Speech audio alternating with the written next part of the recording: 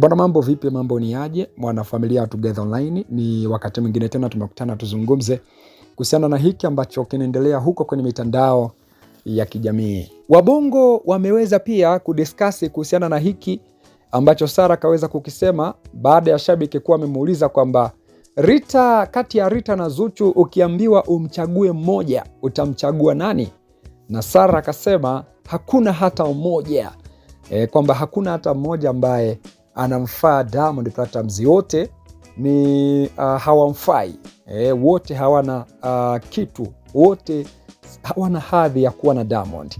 Sasa watu bwana wamechukua hilo jibu la Sara na kuja na kuanza kulidiskasi. Kama kuna hapa anasema jibu zuri, huyu akaja akasema huyu bibi kizee naye atuache, aache kiki, kwa sababu kwamba usimfananishe Rita na vitu vya kijingajinga ise. Huyu naye akajambe mbele huko, zama zake zimepita, go anasema kwamba hebu atupishe.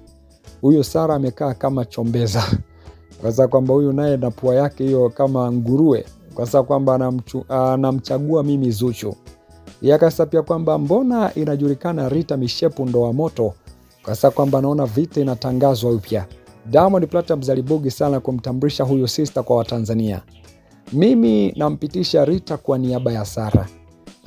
Yeye tena, yani hapo anamaanisha namba moja ni yeye, 2 ni yeye, alafu 3 ndo yeye mwenyewe. Kwa sababu kwamba nasemaje huyo?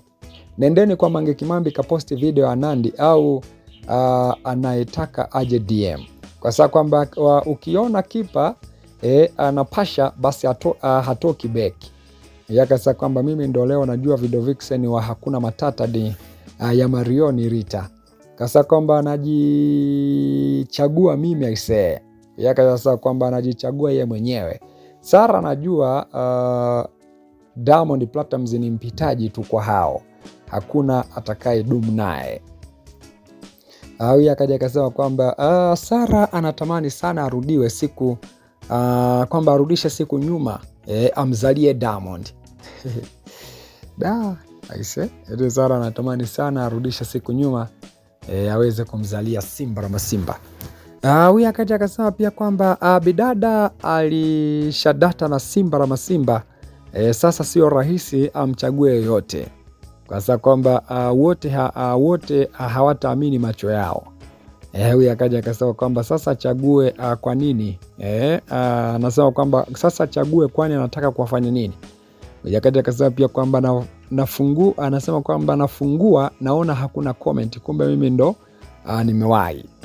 Huyu akaja akasema pia kwamba akachaji simu kwanza ndo aje atujibu. Anasema kajibu kwa haraka kisa simu inazima moto. Ila watu bwana, haya bwana.